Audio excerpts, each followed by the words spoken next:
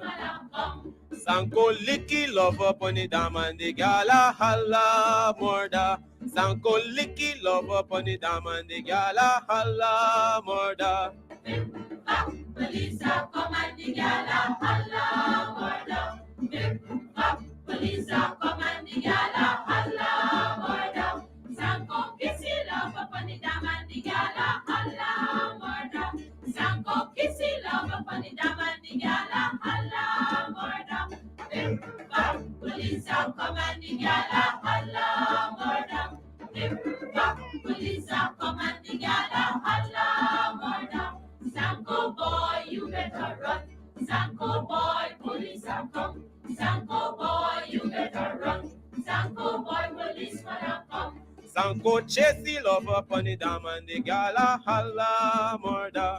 Sanko chase the love up on the dam and the gala holla murder. Bip, bop, police are come and the gala holla murder. Bip, bop, police are come and the gala holla murder. Sanko catchy love up on the dam and the gala holla murder. Sanko catchy love up on the dam and the gala holla murder. Bip, bop, police are come and the gala holla murder. Bip, bop, police are come and the gala holla murder. Sanko boy, you better run. Sanko boy, police are come. Sanko boy, you better run. Sanko boy, policeman are come. Sanko squeeze the love up on the dam and the gala holla murder. Sanko squeeze the love up on the dam and the gala holla murder. Bip, bop, police are come and the gala holla murder. Bip, bop, police are come and the gala holla murder. Sanko left the love up on the dam and the gala holla murder. Sanko left the love up on the dam and the gala holla murder. Bip, bop, police are come and the gala holla murder. Bip, bop, police are come and the gala holla murder. Sanko boy, You better run. Sanko boy, police are come. Sanko boy, you better run. Sanko boy, policeman are come. Sanko, You better run. Sanko, Police are come. Sanko, You better run. Sanko. Police are come.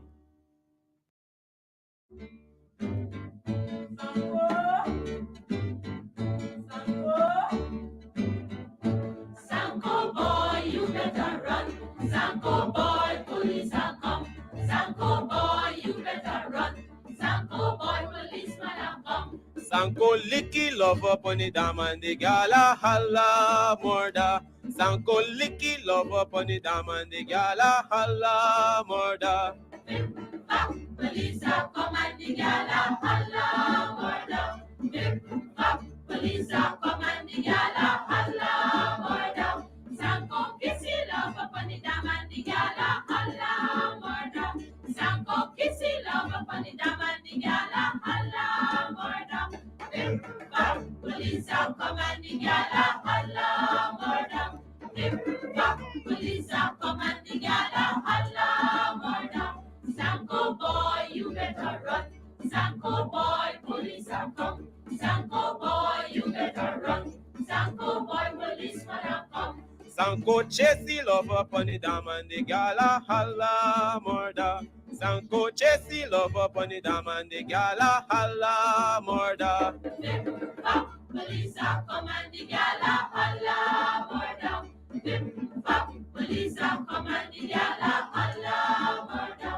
Sanko catchy love up on the dam and the gala holla. Hello, this is attorney Shellen Washington, owner and founder of the Washington Law Firm, located at 455 Utica Avenue in Brooklyn, New York.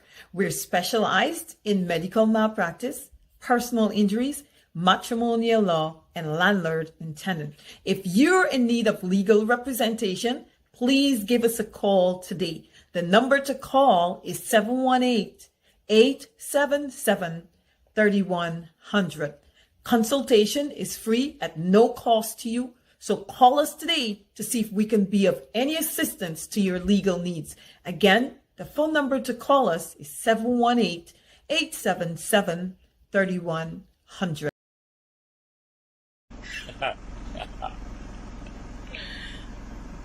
Pressure bus pipe.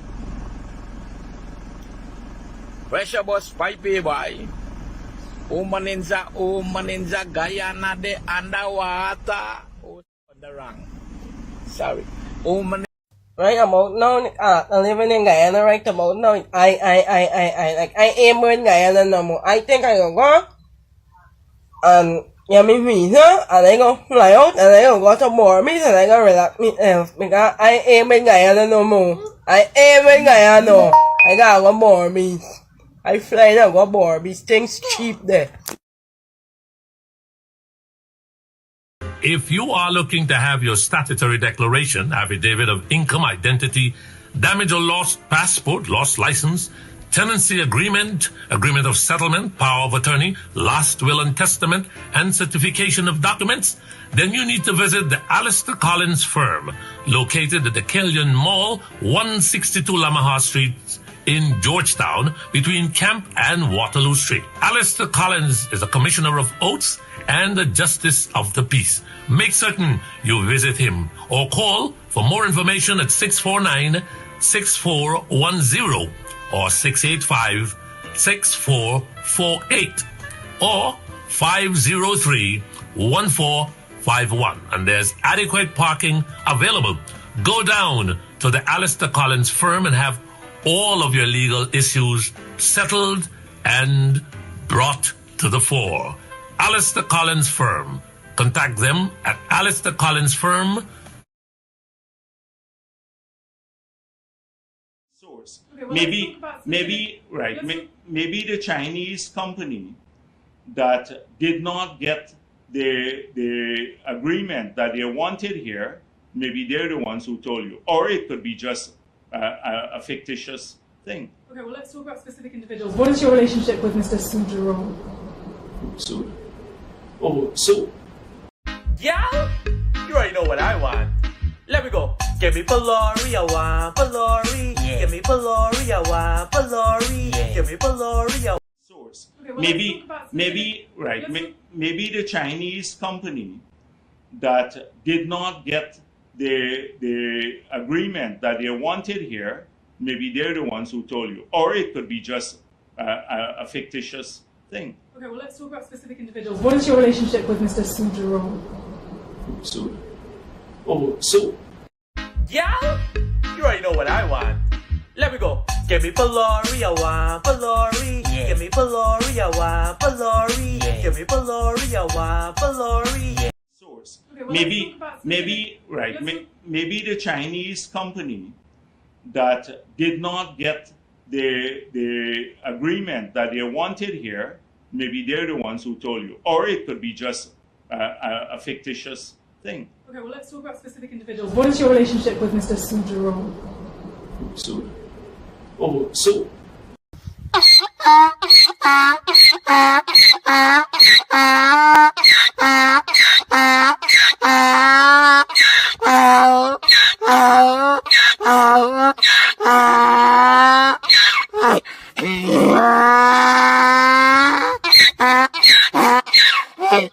Right across Ghana, when the ministers of Granger or Nagamutu come here after the 21st of March, you say to them, walk behind them, chase them out, they're going to be illegal. Say to them, you're illegal. Yeah? You already know what I want. Let me go. Give me Polari, I want Polari. Yeah. Give me Polari, I want Polari. Yeah. Give me Polari. Entire international community spoke about the attempts to rig an election, spoke about the attempt democracy from the people of this country. Let's fix that first. Yeah? You already know what I want. Let me go. Give me Polari, I want Polari. Yeah. Give me Polari, I want Polari. Yeah. Give me Polari, I want Polari. Yeah. Give me Polari, I want Polari. Wrong Polari, tiny Polari, fat Polari, born Polari, any Polari, I eat same Polari. Gal, you gotta make 'em good, run it up and fry 'em. Gal, you gotta make 'em good. when we look at the hypocrisy and the things that these people say, these so-called leaders, these so-called politicians in Guyana, the things that they say. Look, it has been months now. We haven't been hearing much or anything at all about an investigation into what Sue has said. Sue said that he paid, and there's this level of corruption amongst the Chinese businessmen and Barrett Jack Deere. They walked into Jack Deere's semi-mansion, that little hut that he calls a mansion. And I say hut because in Guyanese standards, it's probably is a mansion, right? But it is actually a hut. And so when we look at those sort of things and the accusations of corruption upon corruption upon corruption, Irfan Ali said that he's willing for an investigation. Barra Jagdeo said that he's willing to have an investigation. Nothing thus far, absolutely nothing. It leads me to believe that, hey, guess what? These guys, Barra Jagdeo and Irfan Ali, are bluffs. They're two bluffs. They're black pudding. They're foo-foo, if you know what I mean. Yeah, sorry. So at this point in time, they are bluffs. They're big babies. They just don't want an investigation. Now, just imagine what would happen if Sue comes forward and Sue says exactly what he knows. Remember, Sue was supposedly paying a rent. Every month, Sue was paying 1 point something million dollars, Guyana dollars, that is, to Barra Jagdeo. Then Barra Jagdeo has a business, according to Sue, my dear, that Barra Jagdeo has a business relationship. We are just concerned with the business aspect of their relationship, nothing else. But according to Sue, they have a business relationship. Barra Jagdeo doesn't want to accept that, but Sue is sticking to his word. Remember what Sue told me when I called him, right? Right, Sue? Yeah. How long have you been living at Jagdeo's house? The people just I don't know what I'm doing. I never do nothing there. You understand? Yeah. So how long have you been living at Jagdeo's house? Huh? How long have you been living at Jagdeo's house?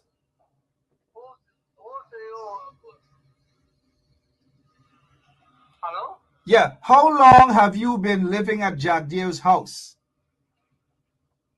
1 year now. So Sue has been living at Jagdeo's house for 1 year now, right? Sue has been paying Jagdeo a heck of a lot of money for 1 year now. Sue has been, according to what he said to Vice News, that they have a business relationship.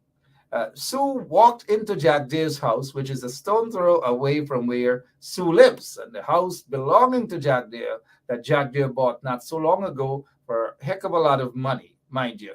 So he knows that once he has these properties next to him, he can rent them out to people who can, according to Sue, who can bring businesses and business deals to him.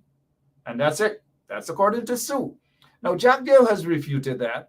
Jagdeo has said that he is open. Well, we already know that, right? But what he's saying is that he's open to have an investigation. He wants an investigation. So now, how long are you going to remain open, Jagdeo, for an investigation, that is? How long? Now, if these guys are serious about any investigation, there is what would have been done. They would have invited Suku to sit and talk to Jagdeo so that they can let it appear as though they're up to something good. But the fact that they're silent about this whole matter, it just gives me the impression that maybe Jagdeo is guilty of allegations leveled against him by Sue. Sue has said that he pays Jagdeo and they have deals together and all manner of things. But Jagdeo is running from that. He's running from an investigation. This is a man who said he's open. He's open to an investigation. We're not seeing that. But what they want to do, they want to fool us. They're not concerned about an investigation, an allegation, serious allegations leveled against a man who sits there as the VP, which is the vice president of the Cooperative Republic of Guyana. They're not interested in settling that matter so that people can see, okay, well, maybe he's not or whatever. They're not interested in that. Again, for obvious reasons. They're not interested in that. But here's what they're going to do. They're going to throw that aside.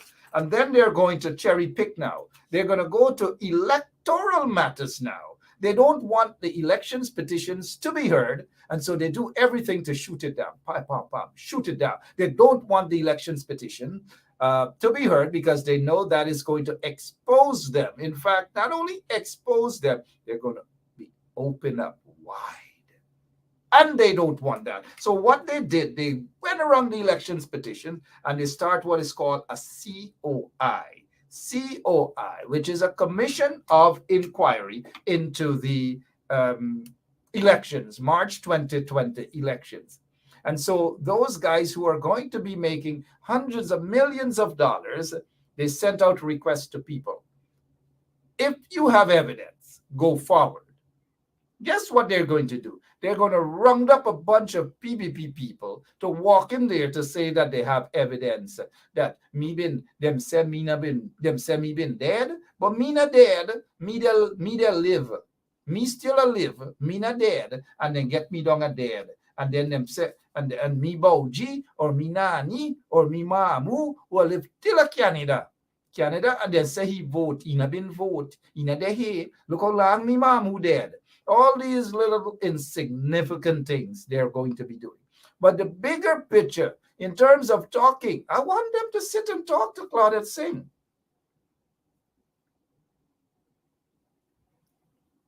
Claudette Singh? Maybe I should step in there and give evidence. What do you guys think? I know Claudette Singh. I know Claudette Singh very well. I know about the elections. But I'm going to sit by and watch exactly what they are going to do and say. But what I do know is that I think there is, or they do have evidence there to suggest that the elections were rigged. Let's not run away with that. Nobody's saying that the elections weren't rigged. The elections were rigged. But guess who rigged the elections? The PPP rigged the elections. That is why they are afraid of the elections petitions. Both elections petitions they are afraid of. But here is what I want to ask you guys. If the opposition were so serious about an elections petition, why the heck they didn't do what was right to ensure that if you're going to have an election petition, you're going to have all documents set up, everything is set and ready to go. You can't wait till the last minute to get things done. And if I were a lawyer, and I keep saying maybe someday I will be a lawyer, who knows, and I'm dealing with a client, I'll ensure that all of the documents are properly signed. Anyways, let's not go into that because some people in the opposition might get upset with me that I am hinting that maybe it has been what is called a diabolical conspiracy in this whole electoral system. And some of them whom we think were on our side might very well not have been on our side.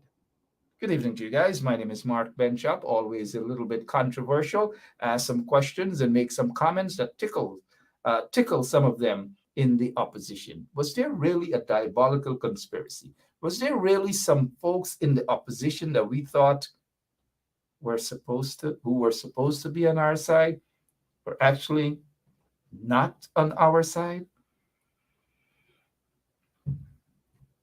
Our operator is saying that we should have Mr. Trevor Ben with us this evening. Trevor Ben is running again.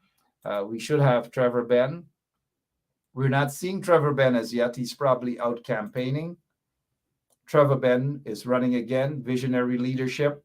And they are hoping that Trevor Ben will be reinstated as the chairman or the chief executive officer of this, the Guyana Public Service Credit Union. He deserves that again. Those guys who are pomposetting around should not be part of that at all. But Trevor Ben offer real leadership, quality leadership. And if you're a member of the Guyana Public Service Credit Union, vote for Trevor Ben. Give Trevor Ben that opportunity again. Vote for him. And for those of you who have members or relatives who are part of the Guyana Public Service Credit Union, have them vote for Trevor Ben, not these bunch of pacus who are there who can't do anything proper. All right, so we should be joined by Trevor Ben, and we're hoping to be joined by. I want to have a little grassroots chat, so to speak, with some folks out in All Boys Town, and hopefully we should join by maybe one or two folks from All Boys Town. And later on, we will be joined by who again? Yep, J.R. Crawford and Wayne Caesar. You want to pick their mind, especially with the local government elections. We're hearing that Guyanese should be headed to the polls, and you see it's right there, right? You guys are seeing me? It's right there. March 13th, couple days after Pagua, right into local government elections. Don't know where the opposition is on this. Not sure if they're prepared on this. Don't know whether they are going as a coalition or independent parties. I don't know. If they're going as an independent party, we're going to watch and see what some of those small parties are going to do. We're definitely going to watch and see how they are going to perform. We know Ramjatan and his crew, the off crew with a CREW, not a S in front of the C. But Ramjatan and his crew, we know they are going to want to say that they're going it alone. They are going it alone. That is a recipe for disaster, because the AFC, if they go at it alone, guess what? They are going to be badly beaten. The people are going to turn against them. So Ramjatan, if you are watching, do not take that chance and go at the polls, the local government elections polls alone, because you guys are going to be beaten, and badly so. So if you want to save that face, stick with the coalition. Stick with the coalition. You guys get your act together, do whatever is necessary, and go at the local government polls as a coalition. Because Ramjatan, if you go at the poll, if you take the AFC and you go alone as a party or a group or whatever, you go alone and you don't do anything, you do not perform, you cannot get the votes in, even at the local government elections, don't come back in the coalition. Just pack your bags and go. Get out of the coalition. Done with it. Go and coalesce with some other small group who may need you or whatever. You cannot, these guys got to stop being so goddamn arrogant. Fix my tie. I know they're upset at that, arrogant. They think they can do it alone. It is not going to work. If you're a coalition, make this coalition unity group or whatever it is, make it work. We don't see them.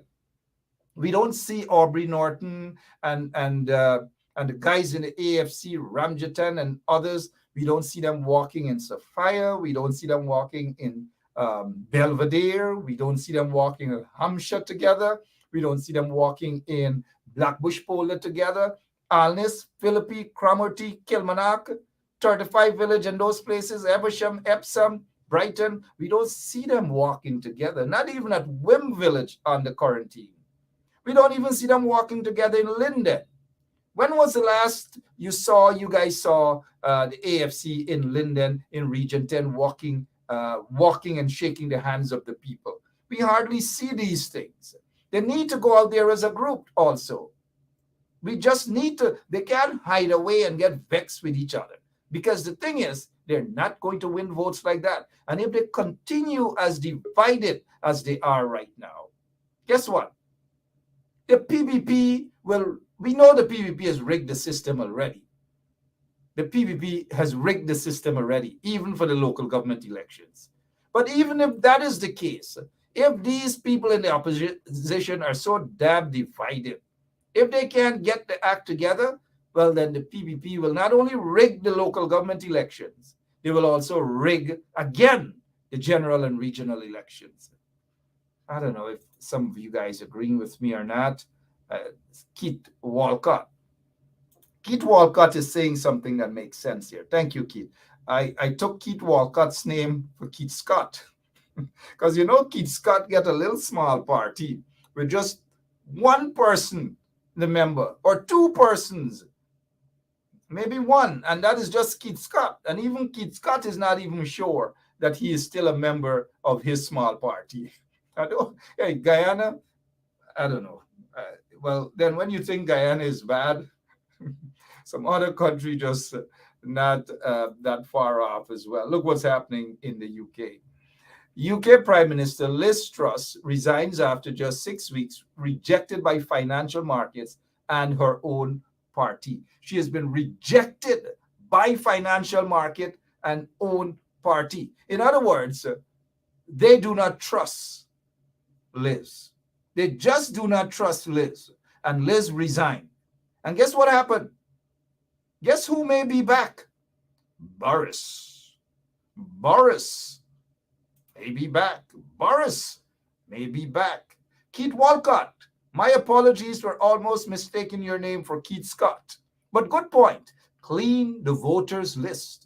But the coalition is parading around with all sort of different things. It makes me believe or suspect like they're not serious about the cleansing of the voters list. They're probably not as serious as they ought to be. We're not hearing much about that at all. We're not hearing anything, nothing much about that. The cleansing of the list. I don't know what's going on. But anyways, back to London, right? Miss Liz Truss. The market doesn't have trust in her. The people of England do not have trust in her. And again, a lot of Guyanese will be heading down there, seem to have some sort of trust in her. So Boris may be back. Boris may be back. Somebody just text me and say the AFC is a waste of time. I don't know. I'm not going to touch on that yet. Boris wants to be back out in the UK. And guess who wants to be back as the chairman of the Guyana Public Service Credit Union? Trevor Benn wants to be back. And as much as I would say this about Trevor Benn, he deserves every single vote. He deserves to be back because he has shown us that he has a vision. Not only through the Guyana Public Service Credit Union, but when he was CEO of the Guyana Lands and Survey. Lots of positive changes in that department, lots of that. But sadly, since these vagabonds have been installed into office, the PPP vagabonds, everything went down the drain. We can say the same for the Guyana Public Service Credit Union.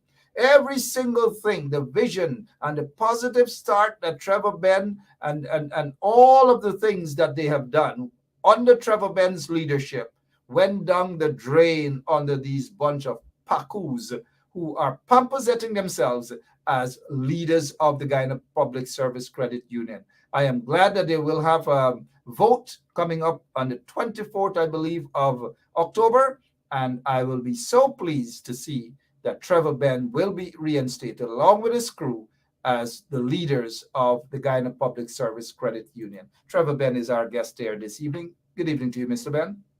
Good evening, Mark, and good evening to your listeners as well. All right, quickly before we get straight into your situation, Liz Truss, just a couple of weeks she's in, the people have no trust in her, and she's gone. Are you surprised, sir? Well, Mark, the people of the world today are they're not taking things for granted anymore, and they are acting up. They want their leaders to be upfront with them, and they want to see progress. And so especially in the developed world, if you don't deliver, then they take action. We don't see that in other part of the world. Absolutely. And we want to see that sort of thing in Guyana as well. Not seeing much of that, Mr. Benn. Coming up shortly, you guys will be having, a vote? Explain to us, October 24th, what to expect and why people should vote for you. I know a heck of a lot of people are already convinced that you are the person to take back leadership of the Guyana Public Service Credit Union. Talk to us a little bit about the upcoming vote and the process, please. So, Mark and members of the public, this is perhaps the most important vote that we would have had for the Guyana Public Service Cooperative Credit Union in its history, 58 years history, and I'm encouraging all of our supporters to show up to the vote on the 24th. We have not had this kind of interest shown in the Guyana Public Service Credit Union for many, many years. As you know, I became the chair in 2018, and at that time, the organization perhaps was at its lowest. Most of our members were not paying too much of interest in the credit union because, for one, they were not hearing much about the credit union. We were not having elections, annual general meetings. We were not having dividends paid and so on. And the state of the building itself was in disrepair. So people were not paying much attention. Over the last 4 years, however, we've done a lot of work to refurbish the building. We have brought on new products, and we have improved the way the credit union operate for the benefit of all members. And we want to be able to continue that. Unfortunately, some of the committee members, the management committee members, have decided that that's not the way for the credit union to go, and they have started to take action that is inimical to the best interest of the members. And so in April of this year, they moved a vote of no confidence against me. I was not at a meeting. There was a one-day notice for the meeting. And when the meeting actually took place, I did not attend. I didn't see the notice for the meeting. But in any event, even if I was there, they had already made up their minds. They had accused me of giving information to Sheriff Duncan on his program, which belittled them. And as such, they voted no confidence. But since then, there are a number of other reasons that they have been issuing. And so we're not sure which of the ones are the reasons for their action. Nonetheless, some members of the wider credit union decided that this was not sufficient for the removal of the chair, and they felt that there needs to be some accountability of the members of the management committee. And so they asked for a special meeting to be called. The management committee ignored the members' requests, and as such, the members took the matter to court. On the 30th of September, the court ruled that the members were in their right to demand the meeting and instructed the management committee to proceed with the special general meeting as requested by the over 2,000 members, and that these meetings should be held by the 24th of October. All right, so explain to us, Mr. Ben, on the 24th, because we see here visionary leadership vote for continued process. The voting process begins when, sir, and how? So we are awaiting the notice from the present chair and committee of how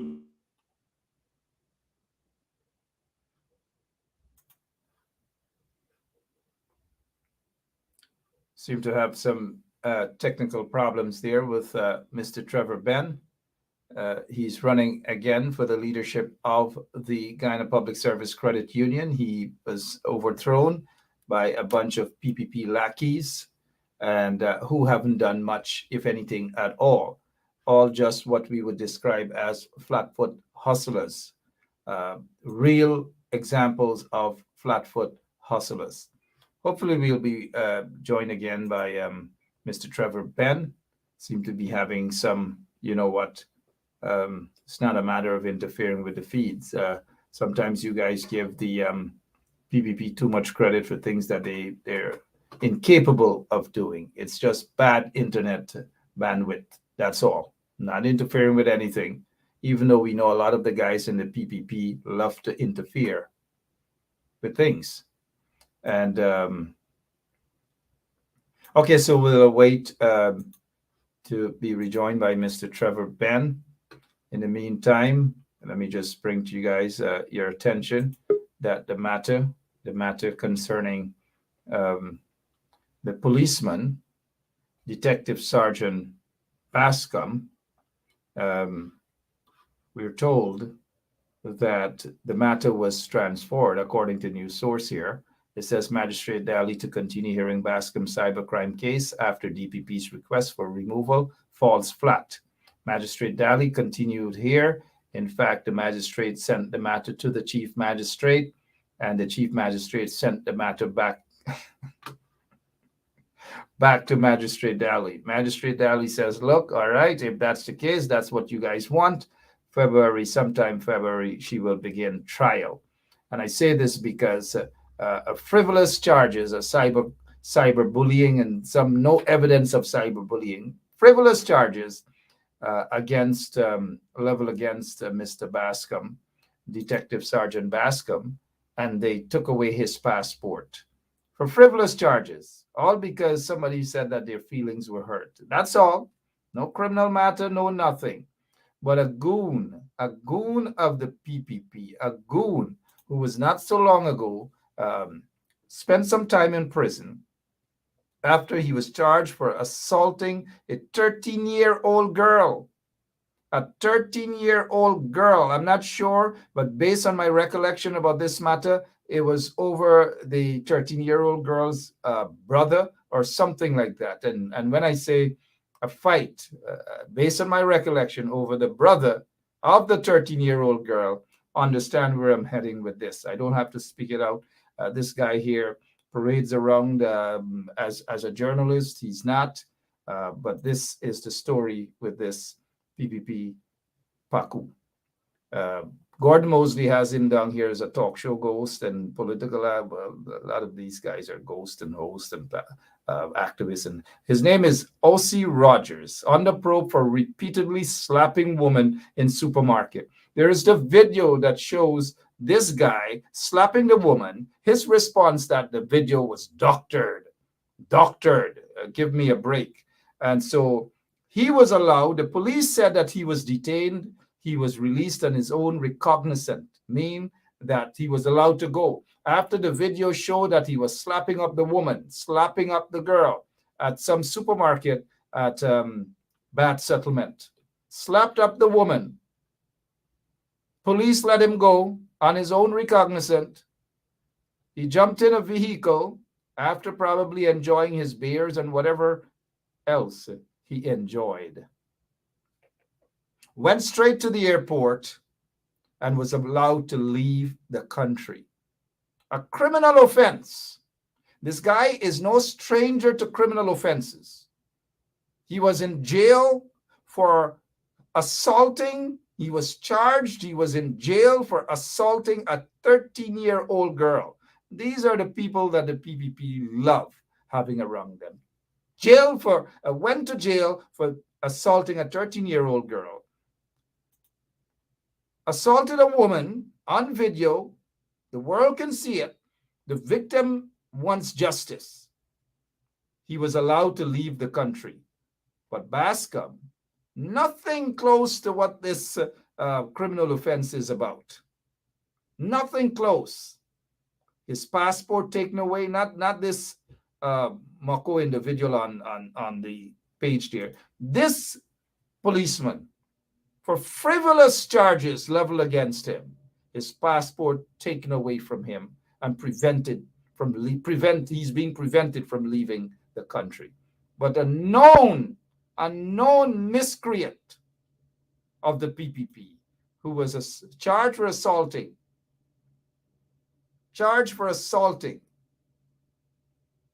a 13-year-old girl, spent time in prison for that, is up to his old tricks again. Something has got to be done with these vagabonds, these quote-unquote criminals. Something has got to be done with these individuals. Got to be done with them, one way or the other. Mr. Crawford, what's happening? Good evening to you, sir.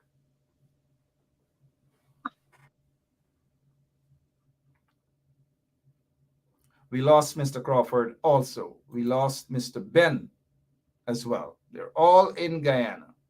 And just the other day, GT&T said, 100,000 subscribers and all manner of things. Internet is up and running. That's according to them. Internet is up and running. Mr. Crawford, what's going on? Good evening. Good evening. Are you surprised that this miscreant was allowed to leave the country? No, I wasn't. And what surprised me was the fact that was an abuse on female, and we weren't seeing anything from the women's group or any human rights group, the police, even to the religious leaders, that, the guy is 2 times the size of a woman, beating on a woman for no reason.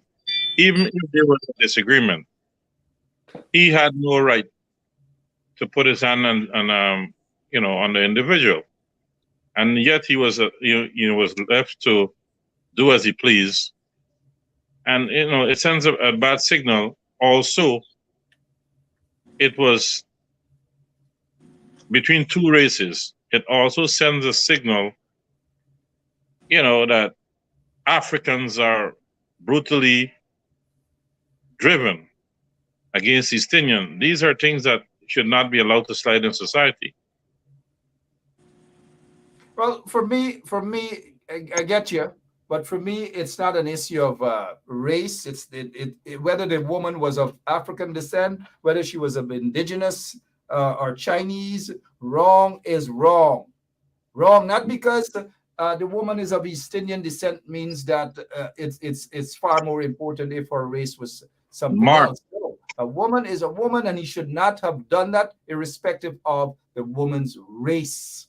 But go ahead. Mark, let me hear your point. I have been told by a few people, and one woman in particular said to me, "Look how a black man beat up a poor Kodi people, and nothing can be done. He's so bully either, and I want power." That but was the minority. That's just what I would call roadside gap.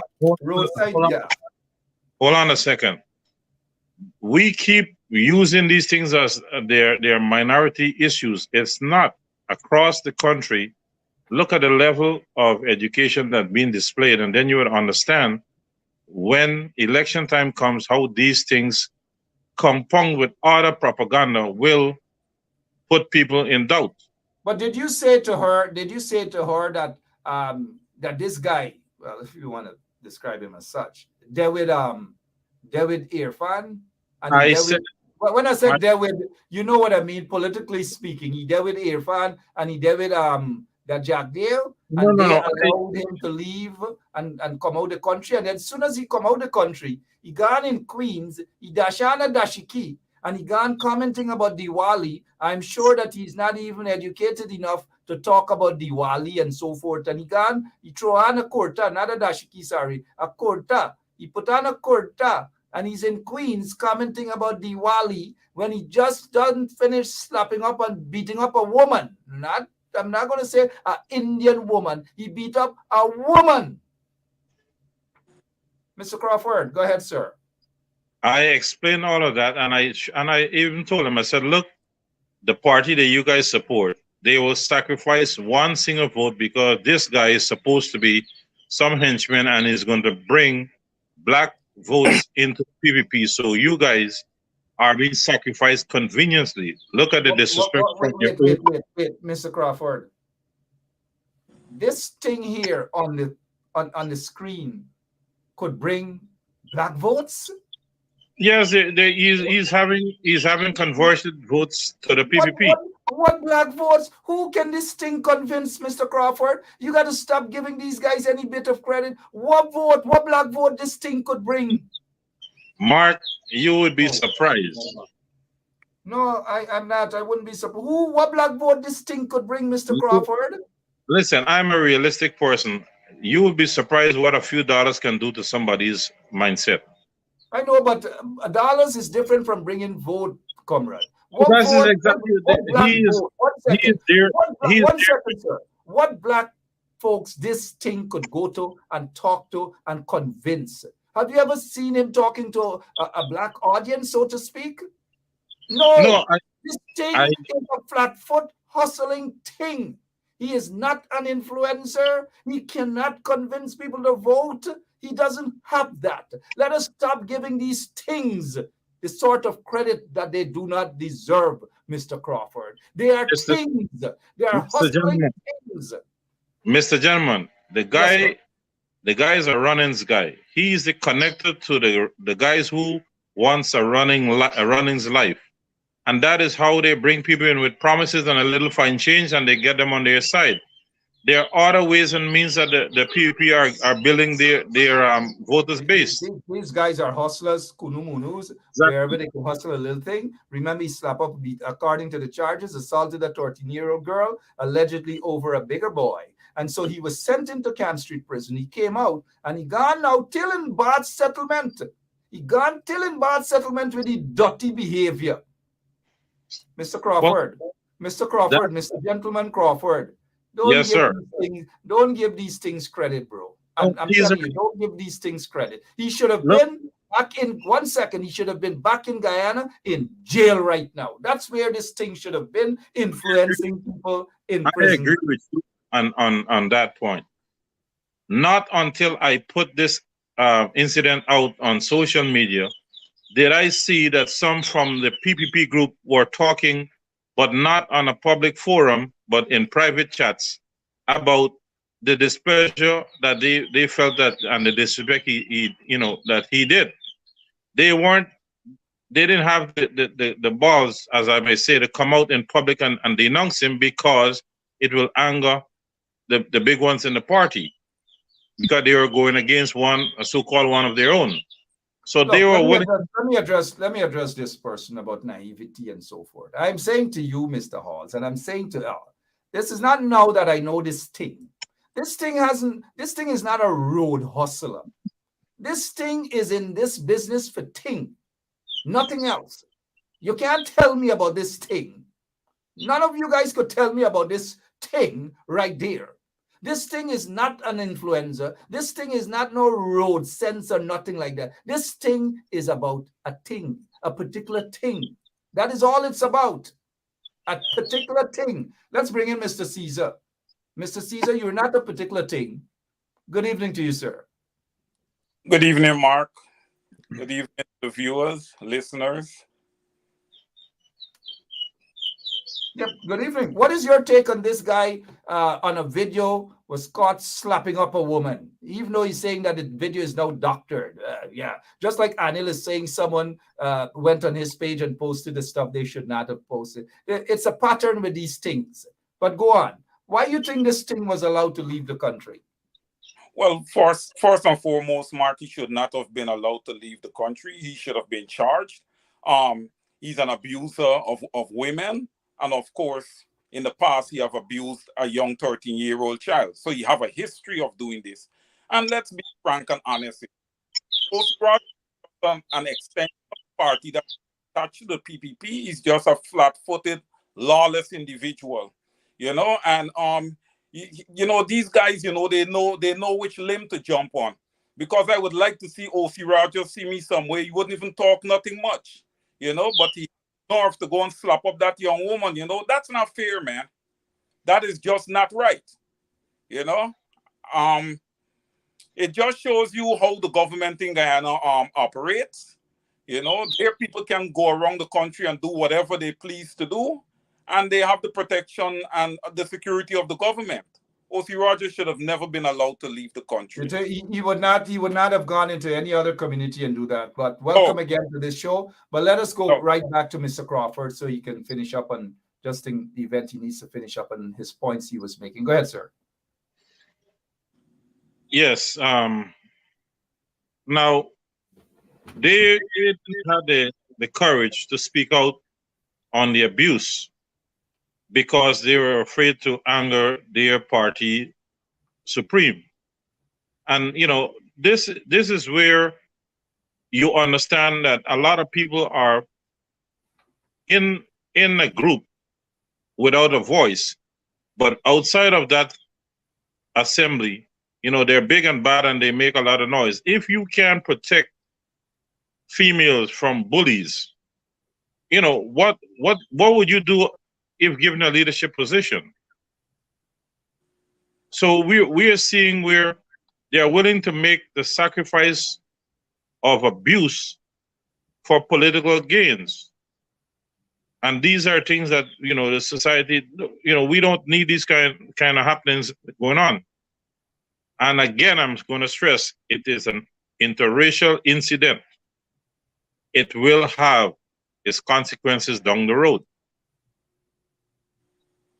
Enough said about that individual.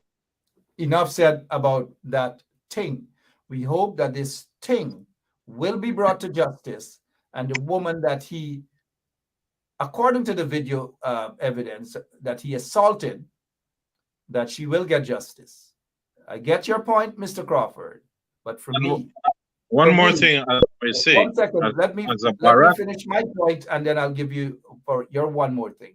From me, and I get your point, JR. I do get your point, but for me, it should be about the assault. And there are so many Indian men out there who abuse sometimes on a daily basis and assault their wives and their girlfriends and other persons. And we don't make that out to be a racial issue at all. But one little incident because of a Paku, because of a Ting, who has a history of beating up women, little girls, over men. And I don't want to get further other than to say over men, because this 13-year-old, the assault on this 13-year-old was allegedly over a boy. Allegedly over a boy. He was remanded to prison. And he's back again at bad settlement with his dirty habit, beating up that woman because he believes that he is powerful. He's not powerful. He's just a little thing. A little thing who doesn't have no influence at all. This was a little thing who was on Basil Bradshaw's program. And I want Basil Bradshaw to release that tape. That little thing. Mr. Crawford, we keep giving these things credit for things they do not deserve. They are flat-foot hustling things. That is what they are. You're about to make one last point. Hopefully it's not on this thing. No, the individual that was assaulted is a relative of my mother's side. Okay. And that got me more angry. You're upset. Okay. All right. Let's we got you. We hope that the young lady will get justice. Hopefully she. Sorry, go ahead. Yeah, hopefully she will get justice. We want her to get justice, and this thing would not be able to get away with what he did. Let's move on to some other stuff. What is the take? Let's look at this, the composition of the GPSCU board. These are the new directors. We see some of the usual suspects. These are the new directors. What is your take on the composition of this board, this GPSCU board? Let's start off with the ethnic composition, that is. Let's start off with Mr. Caesar. Mr. Caesar? Yeah, well, Mark, looking at the ethnic composition of this board, it does not reflect, the diversity when it comes to different ethnic groups in Guyana. All right. I am not surprised by this, Mark. This seems to be the normal trend of the PPP. And, they'll always stick in a few individuals from other ethnic groups to let it look like if, they're being inclusive. But they're not. They're not. It's always, I'll call it for what it is, When you look at these boards, it's always majority Indo-Guyanese. And that's just a reflection of the government that is the installed government, because this government is installed, that is in power right now. Mr. Crawford, your take, please, on the composition, ethnic composition of this board. Surely it's not surprising to you. No, it's not at all. But we have to understand that this current administration is blatant in things that they're doing. They don't have any problem being looked at as a one-sided political group, and they're thumbing their noses at the other races. And it's an establishment of supremacy in this country, ethnically. And these are the things that those who cross the line to support this political organization should take stock in there. What values do they, or what responsibility do they have in this party? Nothing but being a henchman, anything to do with derogatory behavior. Why do you join an organization that would not be respectful across the board with all the ethnic groups? I don't know. But again, this is where we have to take note as an opposition now and bring these things into the forefront when having discussion with international organizations. We are not seeing that attitude where our opposition team are seeking international help. They're sitting back and waiting for someone to come to visit their office and then voice a complaint. No, you have to get to these organizations. That's how you get them here. They will not dream of an idea to come into your country to help you. You can't get help unless you seek help. So we are having a lackluster behavior from the opposition team, all of the parties that makes up the opposition. And that behavior is impacting over 50% of the population. And that is not good for the country's growth. It's surely good point, gentlemen. Wayne Caesar and J.R. Crawford. And good evening to those of you who are now joining us. I'm looking at some of the comments. The people are usually on target. They are just upset about what's happening in the country. You look at the composition, the ethnic composition of this GPSCU board, this new GPSCU board, which is basically, I'm wondering, look at a country, 750,000 people, and it has been that way for 30-something, 40-something years, 50-something years, 70-something years. We have been at the same staggering number of 750,000 people. GPSCU that has not been bringing in any sort of profit, but look at all of the people. They're stacking these boards with these people, and most of them are incompetent. Look at one of them at the end there, in that on the left with the tie. He is the chairman of the Private Sector Commission. He is the CEO, I believe, of Guy Oil. He is on the board of NISEL. All over he is. And this guy hasn't even cleaned up the corruption at Guy Oil. And look where he is now, a director at GPSCU. It's just money for the boys. It's a waste of taxpayers' money. Look at all these directors and these executives at a failing industry. And this here is wrong. But not only is it wrong, we wouldn't hear from the Ropes and Bens. We wouldn't hear from those Uncle Tom, so to speak, that would say that there should be ethnic balance in GPSCU board. We're not going to hear them talk about that. But he's going to rush to say that there should be ethnic balance at GCOM. They only realized that GCOM should have ethnic balance when they were in the opposition. For all those years, when you look at the chairman of GCOM, one ethnic group. The CEO, one ethnic group. Majority of the people there in top positions, one ethnic group. But as soon as the coalition got into office, decided to balance things out, then you hear that there's a problem and there should be ethnic balance and all these manner of things. The point is, people like Robeson, Ben, and others, They're not going to now talk about ethnic balance at the Gaisuko level, Gaisuko board, and so forth. They're not going to talk about that. I just thought that I squeezed that in.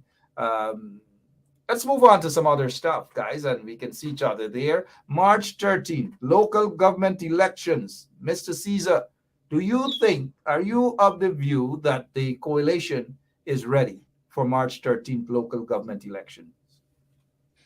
Well, Mark, looking at the posture right now of the coalition, I wouldn't say that they are ready. They have quite a bit of work to do.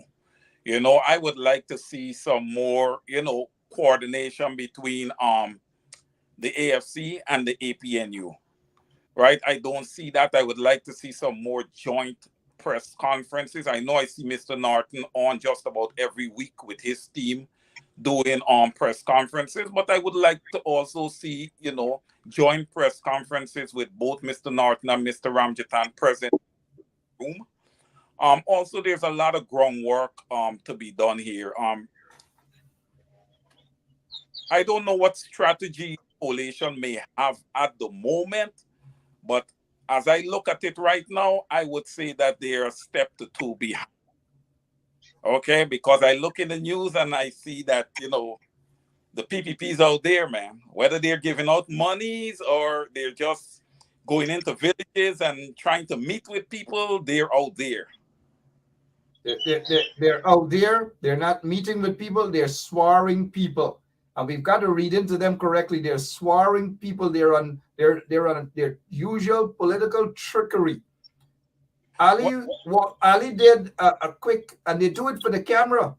Walked around in Albaiston, the same people they didn't care about for 20-something years. They criminalized the youths them. They took away their tuition from the University of Guyana. They took away the subvention from the Crystal Labor College, the Guyana, the Technical Institute, Rose Hall Technical Institute, finished with, Linden Technical Institute, finished with. They didn't give a damn about those young people in Albaiston or throughout the country. They destroyed young people. They destroyed that country. So don't be fooled when you guys see them walking in areas like Albaiston and so forth. They don't give a damn about those people. They see those guys in the gutters, cleaning a little gutter and thing. Irfan Ali Paz give them a little pong. That is for optics. He wants the people to think that he's a roots man, that he care about those people. They do not care about those people. This is the same Irfan Ali who, when he was Minister of Housing, had no regards to people, treated people worse than animals. Do you think that people should buy into that ridiculous optics? Mark, don't be fooled. You guys, please, my friends, do not be fooled by these people. But go ahead. Mark, the approach of the PPP,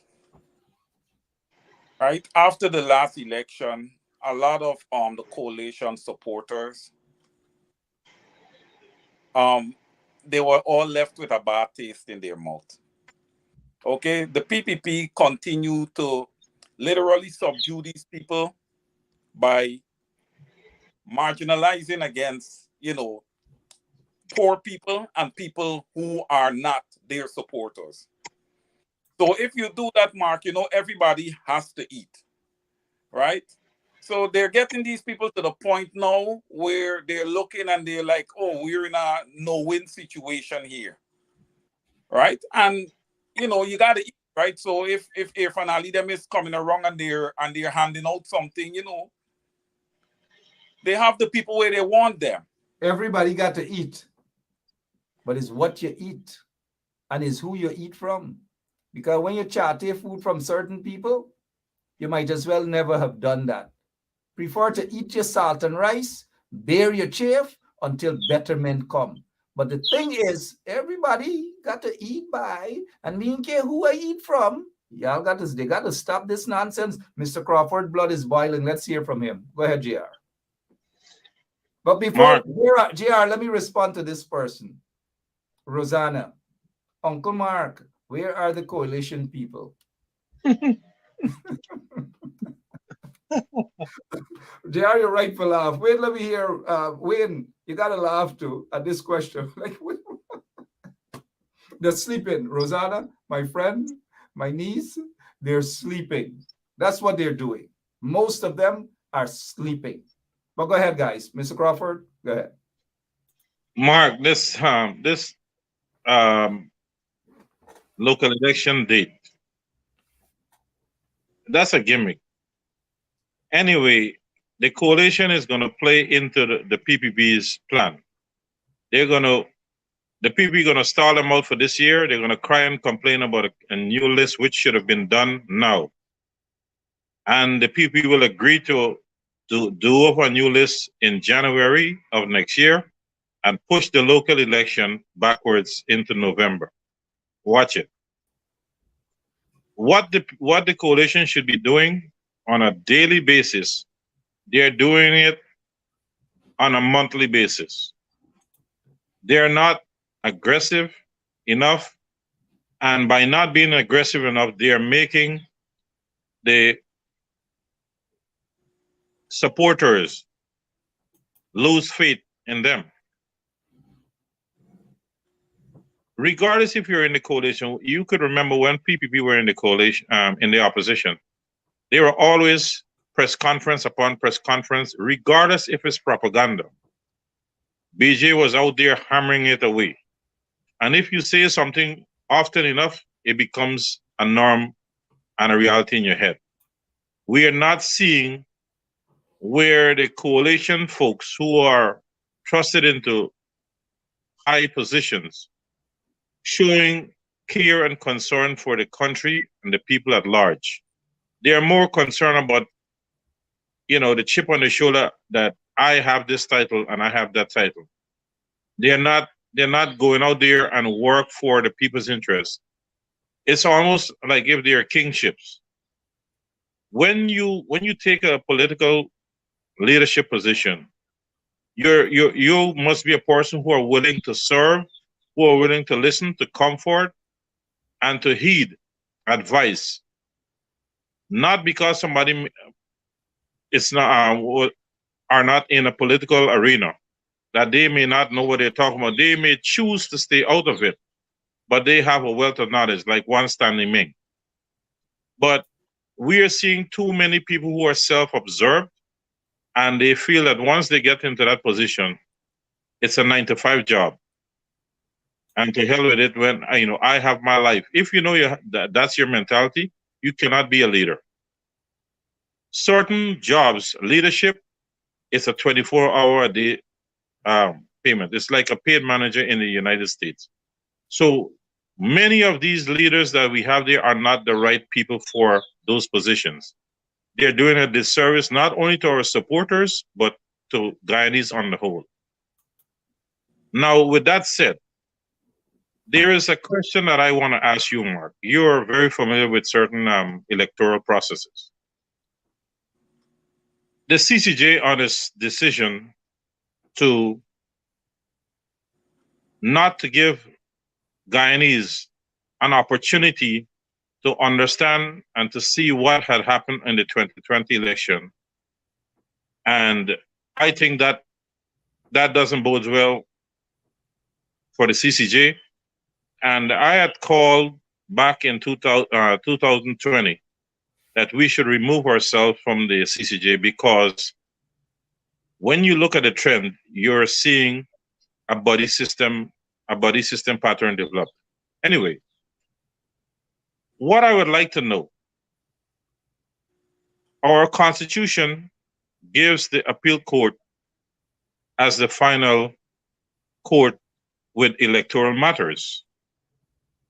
When we joined the CCJ back in 2001, if you may, and for our listeners, can you tell us if there was an amendment to the Constitution as to what the CCJ was going to be our apex? Is it for criminal matters and civil matters and also electoral matters, or just criminal and civil?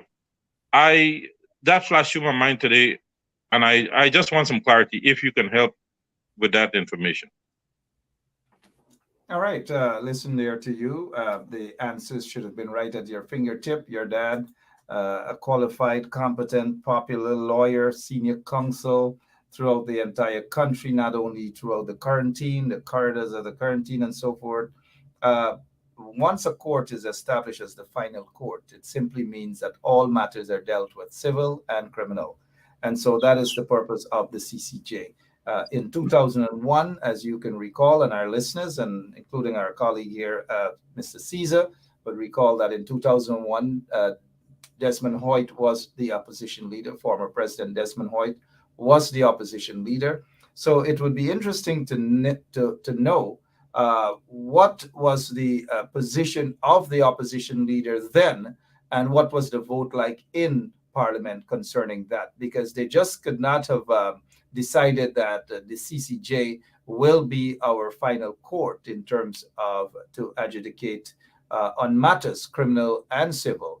It had to have been an amendment in our constitution. Otherwise, all matters that were heard in front of the CCJ can be considered null and void.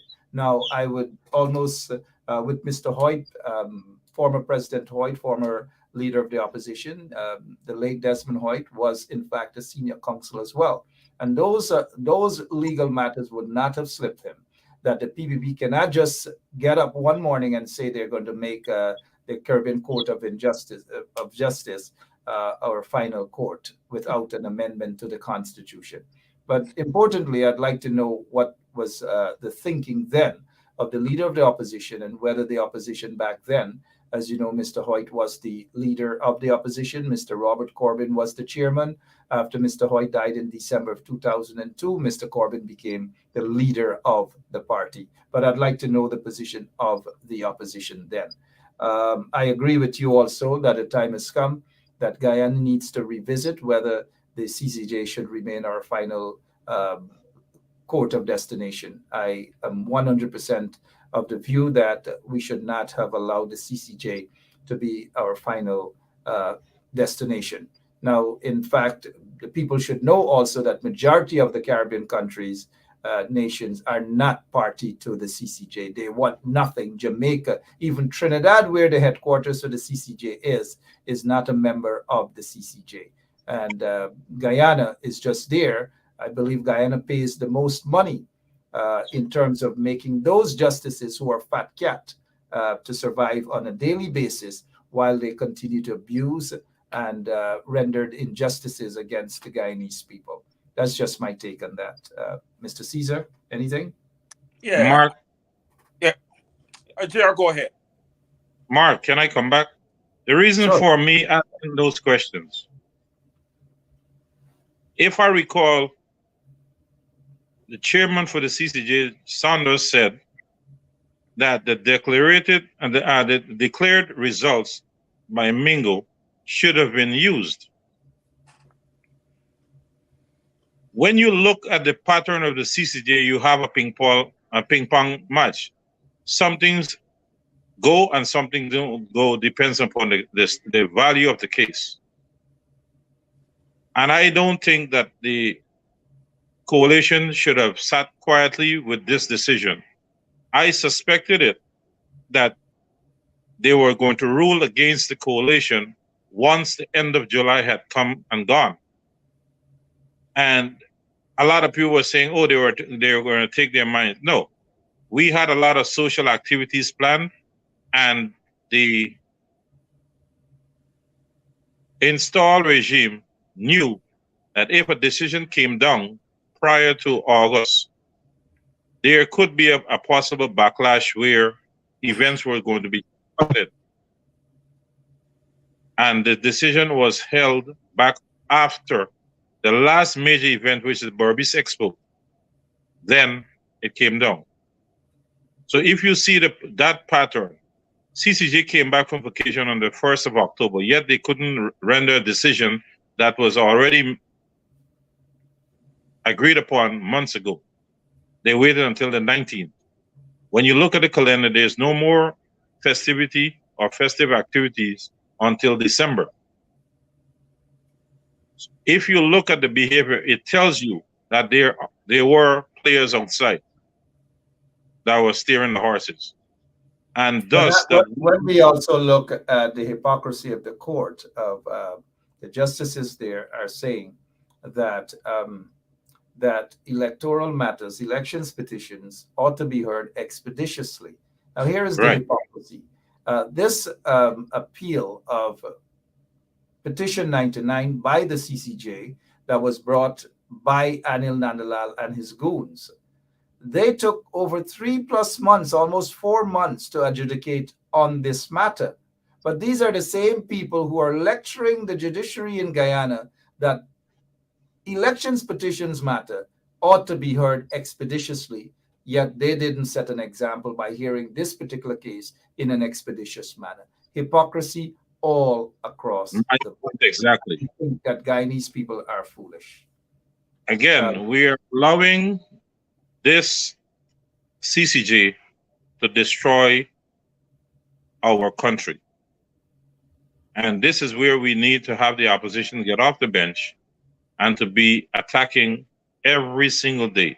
No, Mr. Crawford, don't say that. The opposition under the stewardship of the Honorable Aubrey Compton Norton, they have a strategy. They have a strategy. Whenever that strategy is going to come into place, only God knows.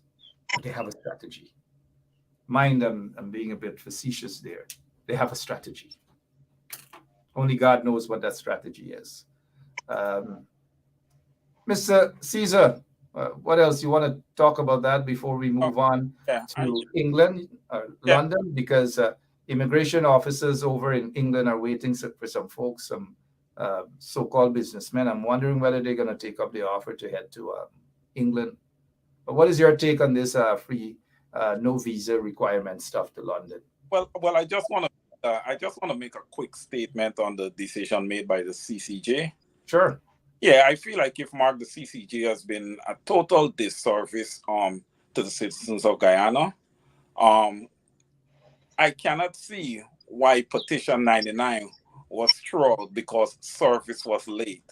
I mean, given the magnitude of the matter that we're discussing here, right? And we're talking here about a service date. That should be immaterial, right? We want to know what happened. We want to know what's in those boxes.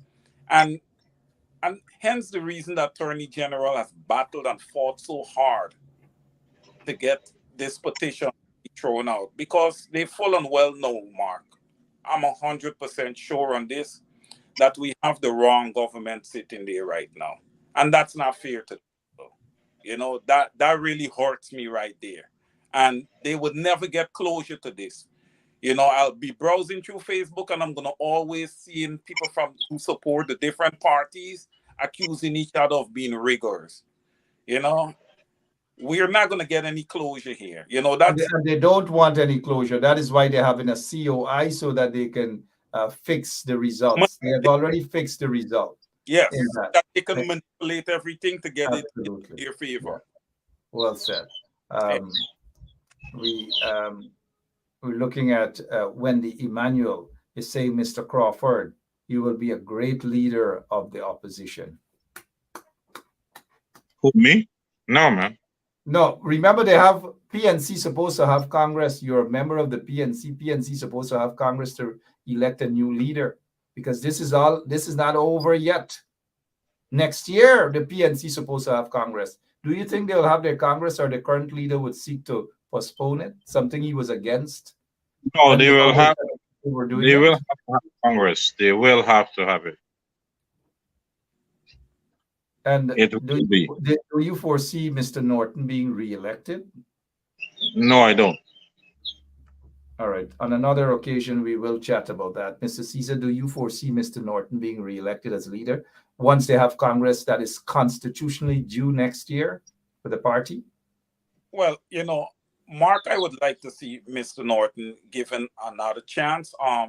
I would say a leader is only as strong as his foundation, just as a building is as strong as its foundation, right? And I did have a conversation with the leader of the opposition, and in speaking with him, I did indicate it to him that I have questions concerning the foundation that he has below him. A What lot. are what are two of the questions you have that you pose to him? Well, Mark, I don't wanna really open this back up again, but I did elaborate a little on the Jermaine Figueroa situation. Okay. I did elaborate on that, and to let him know that I was expecting that Jermaine would be on the same page with him when it comes to the whole handshaking issues, because obviously you cannot be shaking the hands of your oppressor. I don't care how much friend that oppressor was in the past, it's present. Fair enough. Since Mr.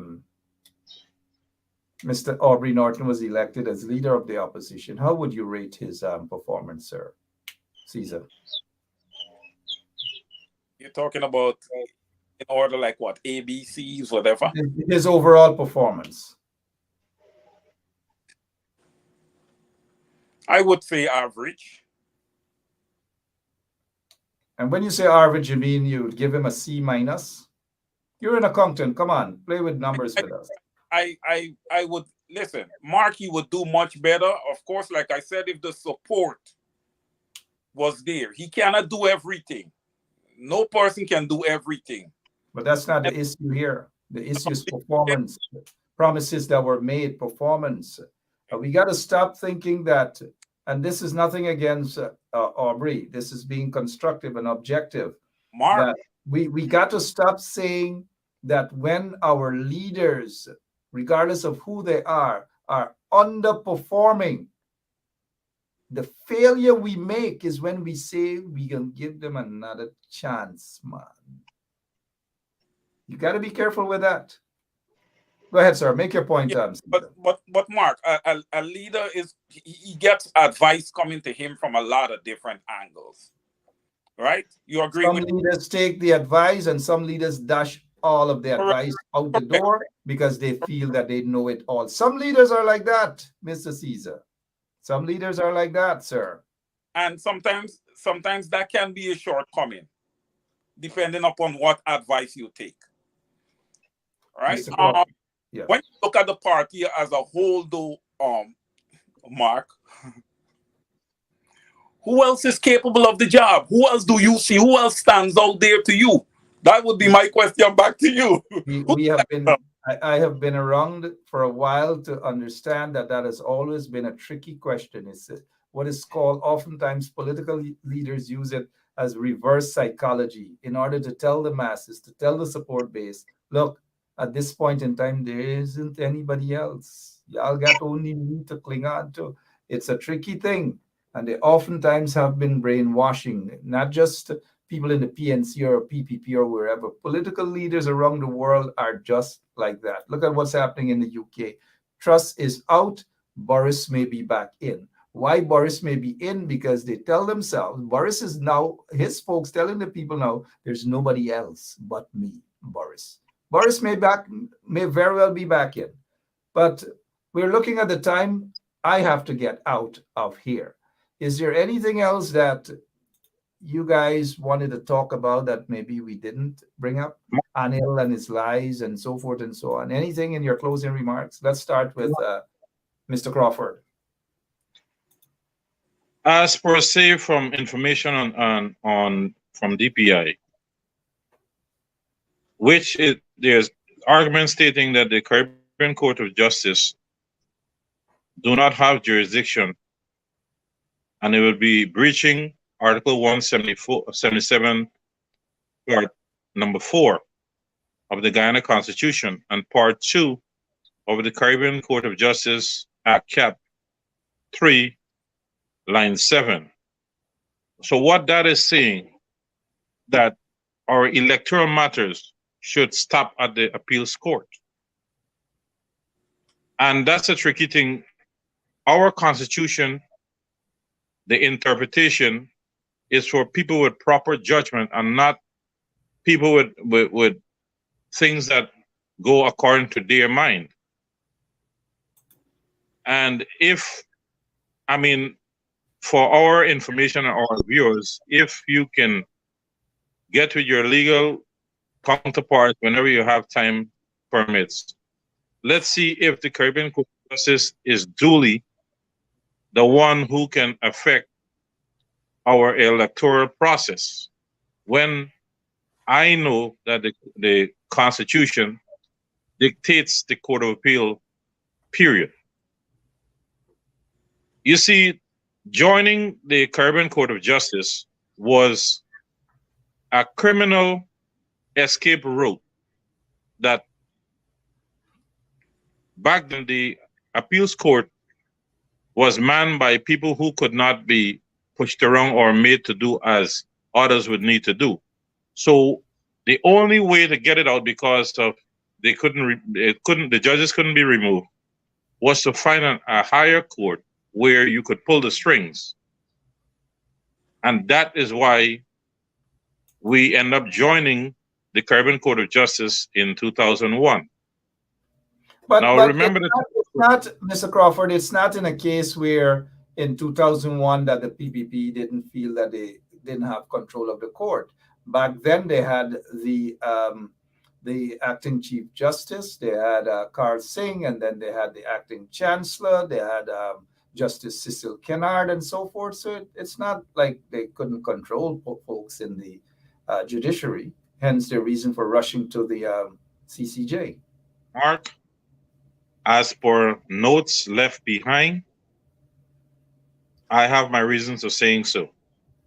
And if you look at the trend, you will see a pattern. It's like a sine wave, but the upper curve is up more than the lower curve. And we got to understand we were being played for suckers as a country. And we have to re-examine and have the right legal minds to go through this. This game that's being played is for us to be pushed to 2025 March or April to do an election. Is it good for the country? No. Because we are going to see a set of people, or a group of people, mind you, that who are going to be financially stable.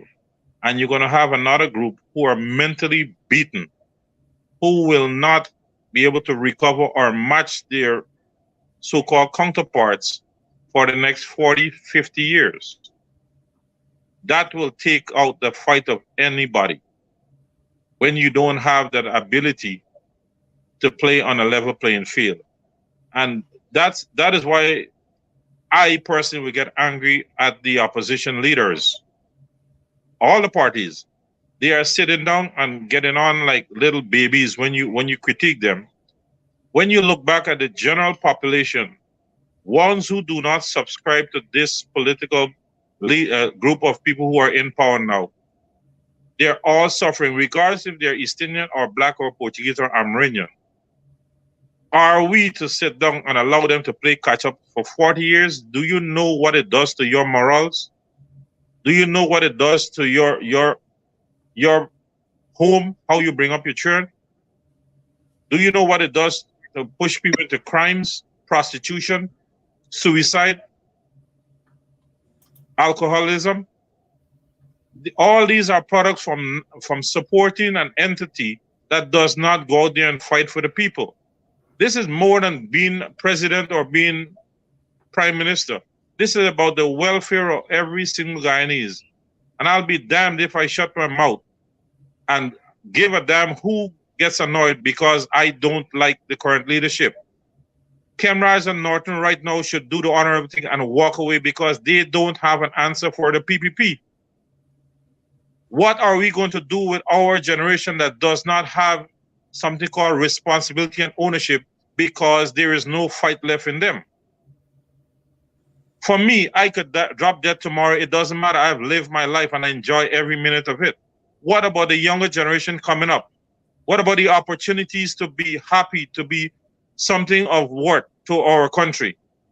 All because you want to support a party, but the leadership does not give a damn how you make it. They're going to sit and tell you, wait for 2025. Do you know how much mental destruction could be had in 2 to 3 years, much as 10 years? What are they going to say when 2025 with a padded list that nobody can shake loose because everybody's sitting down? Go wait for 2030? What happens to the economic activity? If you don't have money, it's all over for you. And then there's a bunch of people running around in social media and on the street, annoyed when you call them out. To hell with those people. The majority of the people are suffering, black or Indian. Issues like what happened with O.C. Rogers hitting a woman. These are things that the opposition should have been harping on, not because our hair is straight. It's our female. It's a Guyanese that is being abused. Man or woman, we need to stand up for these people. Then you're telling me, but they are the people to go to the polls as presidential candidate? To lead who? Where? If you can't fight now for the people, what are you going to wait when you get in office to become a dictator like Idi Amin? I could tell you straight up, and I tell anybody, I don't give a damn who don't like my mouth. I have lived my life and I've enjoyed everything. I could go to my maker tomorrow morning. But the fact is, as long as I am around, I will fight for the poor people. We have useless leadership in the coalition right now. You have the CCJ who put a decision that will destroy over 50% of the population, and you're not out there with a press conference. You have leaked information. You're not, and you have people who are your subscribers are telling you, oh, Royce Ford made as an legal counsel. They did their job by making a press conference. What happens to the opposition? Why can't the opposition behave like an opposition and have a together press conference on a bi-weekly basis? You're having Cameras doing his own thing, Norton doing his own thing, Keith Scott ain't doing nothing, Sidney Alicock doing nothing. So how are we presenting our image as a coalition opposition? Don't you see these are individual opposition teams? We will never be able to conquer the evil unless we come together. We must learn to take criticism with a grain of salt, and there are reasons why people are upset with you. You may not see that your collar is not fitted right unless somebody else tell you. If you're going to go in as leadership and have a soft skin or an ugly face, get out, because you're not the right person to lead the people. Most of the people put their trust and their hope for you to lead them into a happy home. We are not seeing that. That's why Burnham was so much a person that no Guyanese will ever match, because he cared for everybody, regardless of what the propaganda we saw there. And none of these guys are looking back into the history books and learning how to care for people in this country. When you and I put things out, they get a long face. Oh, I got a problem with the man. Yes, I have a problem with man, because you can't fight to be a leader. And when you get there, you can't be a leader for the people. Many people don't understand. You will have good supervisors, but when they get to the top to be CEOs, they can't handle the job because their attitude towards the job is not 100%. Do not do a job if you can't do it with a smile on your face or love in your heart. You will never be a leader for the people. You're going to hurt the people, because we're going to have PPP1 and PPP2 parallel, because the attitude is the problem. We are not seeing people committed for every single body. That is why you see, I don't care if I don't have nobody call my phone or nobody hit on a post that I made. To hell with it, because I know what my mind is. The people. Once you have a happy nation, you're going to be glorified. You go in there, you're sitting down there, and the injustice is passed with the CCJ. Nothing is there. When the CCJ mentioned, as you said too, election matters should be a priority, and they weren't doing it. Why didn't we press on the CCJ with the press conference? But we choose this foolishness. Oh, are we going to do this? And no, stop talking.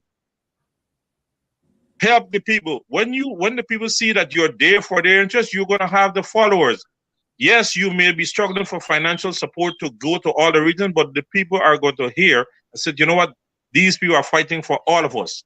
We got to stop thinking about coalition supporters and think about Guyanese suffering. This is not about coalition anymore. This is about the whole of Guyana. 10% is going to get the royalties, and 90% is going to be fighting on each other for a piece of scrap. And you're telling me that we have leadership? Where in the world is the coalition leadership? When Mr. Granger was there, they joined and they ran him off in the woods. What they get? They don't want the petition because Granger comes into play. So let's let it slide and wait for 2025. Wait a second, Mr. Crawford. Are you saying that there are folks within the opposition coalition do not want the petition to be heard because Mr. Granger comes into play? Explain what you're saying. The program about nefarious intentions? Yes, I am saying it. And break it down. Look, I'm not afraid of how. Yeah. I am telling you, this is what has happened. The petition comes up, Mr. Granger gets the nod. Guess what happened? Many that are there now are politically dead. None of them from Congress Space can come and tell me not. If you were carrying the people, why is the Congress Space in New Amsterdam not operating? What happened to Region 5 Congress Space? Four people in the fragment. Wait. Region 6 Congress Place office is not operable. It's not working. It's dead. They had lots of folks that I saw during the course of the coalition. They were mounting up. They were this. Where are those people? Congress Place dead in Region 6, sir? The people that are in position are all about the mighty dollar and not the interests of this of the supporters. How are you going to build a party when you have people that are only concerned about their income? You have to have a party leadership or a party person in position has to be like a welfare officer. Who cares what happens to homeless people? What happens to siblings that are being abused? That is the mentality. You have to worry what happens to my people. If you don't take ownership as if it's were you in that position, how are you gonna be caring for people? Why aren't these people, if you look at the behavior, every time you critique or you make a point that hurts, they want to pick a war with you. They have their people cursing you out, believing that those people that curse you could break it. Nobody will tell me that I can't speak. I don't give a, like I said, I mind and excuse some of my language. I don't give a damn about my life. We're on radio, but go ahead, please. And what I give a damn about is the poor people that cannot put proper clothes on their children backs, give them proper food to eat, or give them opportunities to go to better schools. That is what I care about. Look, material things is good to have, but if you can be an asset to your community or your country, nothing that you've got all the millions ain't worth a dime, because you must be able to help others around you. You look, tell me how many press conferences have we seen from CCJ's decision? Not to hear a petition that would affect 90% of the people, not 50%, you know, because we know that the elites are going to have the gravy. What about the others? You know, even the black supporters are being screwed. I look at the comment from Glenrick Harvey. Says all of them are in hiding right now. Those powerful people, those who were speaking up, all of the ministers and the coalition, you know, some of them you couldn't even get in touch with. All of them gone into hiding. They're not doing nothing. They're not fighting for the people. They're no longer concerned about the people because they no longer are in positions. But yet, when the coalition gets back into office, and we're being optimistic, good leadership, quality leadership would get them back in there. Then you're going to see all of them who are in the sideline, who hiding and who peeping. They're going to be back up again. And guess who's going to be out in the pasture, so to speak? A J.R. Crawford, a Ben Sharp, and others who put their lives on the line to stand up against the PPP right now. But those lagu bagus who were big ministers and all sort of things, they're quiet as house rats right now. Quiet right now. But let's not forget that Mr. Caesar is on the show with us as well. We understand that you're not done as yet, Mr. Crawford, but we're looking at the time, and let's hear from Mr. Caesar. But Mr. Caesar, let's get back to Mr. Crawford and give him another 2 minutes to wrap up. Go ahead, sir. Wrap up. Look, I'm already hot.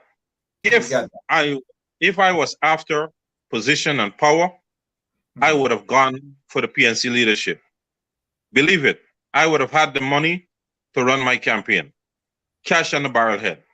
But I am not about position or power. I don't give a rat's ass about position. All I concern about, if you're there, take care of our people. Norton is not even going into the PPP neighborhood. How are you going to understand the nation plight? You're hearing from one side. Irfan is running into Linden, his home ground, like if Irfan is from Linden. What are they doing?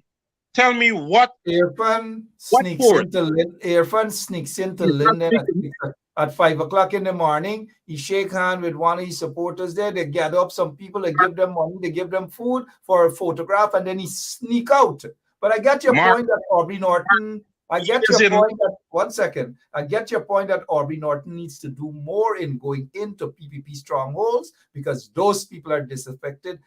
They are basically annoyed at the PPP right now. So Aubrey needs to do more and go into their stronghold. But don't be fooled by the optics with an Irfan brushing through Linden as quickly as possible for photographs. Don't be fooled. I am telling you that the intentions is 5,500 votes at the next general election. They already had 3,000, and they're going to get what they aim at.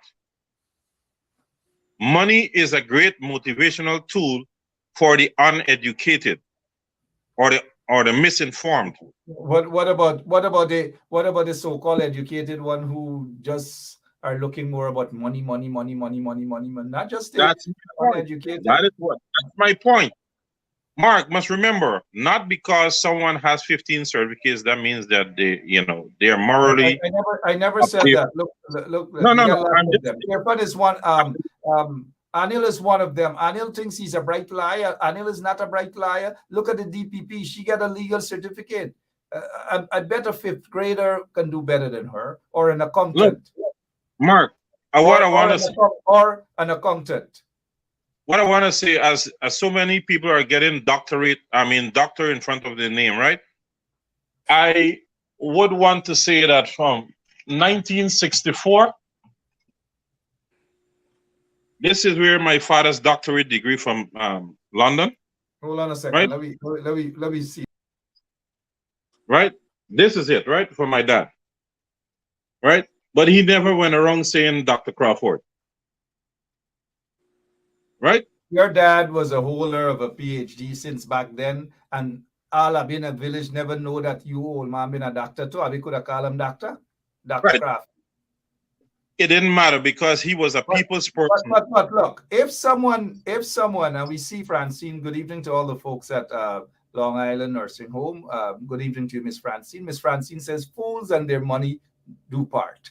Thank you so much, Miss Francine. But hear what? Do not be fooled. Bara Jagdeo is not a doctor, but he uses that title in front of him. He insults those folks who would have earned their PhDs, right? And if you earn your PhD through hard work and dedication, and you want to be seen as that, it is okay because you work hard for it. Jagdeo is no legitimate doctor. Jagdeo get no PhD. Jagdeo probably barely get a BA in economics or whatever, and that's it. He is not a holder of a PhD. There are a lot of these guys in Guyana. They get what is called the pay for an honorary degree, an honorary doctorate. And when you have an honorary doctorate, you should not be using it in front of your name as a doctor. It is illegal. And Jagdeo is committing fraud. Look, I have a doctorate. You don't see me using Dr. Benshap. And everybody know, I could say this to people. People don't know that I have a doctorate, but I have earned my PhD at Camp Street prison there. So I got a PhD in that sense. If you want to be funny, I might as well put Dr. Benshap. These are some of the four of the players that was instrumental with the Constitution. I know all of them there. Former Attorney General Bernard DeSantis, of course, your dad, and we have Mr. Loku and all of them indeed. Class lawyers. That's what you call class lawyers. That is where the difference in interpreting our Constitution. That is where today's lawyer cannot interpret the Constitution rightly because these guys didn't bargain for a low-end mentality. and the wording would have been different. Man, that's why these guys are they're not even doctor. They don't even have a PhD. They don't even work for that. And it's insulting to even address them as a doctor. Dr. Ali, Dr. Jagdeo, Dr. This. They're honorary degrees, and that's not how you use it. I could use my honorary PhD from Camp Street, but I don't. But look, I notice people are in Dunsrat, Duns this. That's what they are. Dr. Irfan Ali, give me a damn break. I get more respect for bush doctors than I have for these kunumunus. But Dr. John, do they spell that doctor with a D-I? It starts with a D-I or a D? Anyways, Mark, we're on radio. But Mr. Caesar wanted to say something. I know that I cut into Mr. Caesar's time, but here, one more thing. Please. You know what hurts? The public servants are blatantly disrespected. All we're hearing little chitter chatter, and that's it. Those people are a backbone into keeping this country moving daily. And what do we repay them with? A nonchalant behavior. We must fight for those people. I don't care who you vote for. We have to fight for the people that keep this country afloat. And the opposition are part of managing the affairs of the people.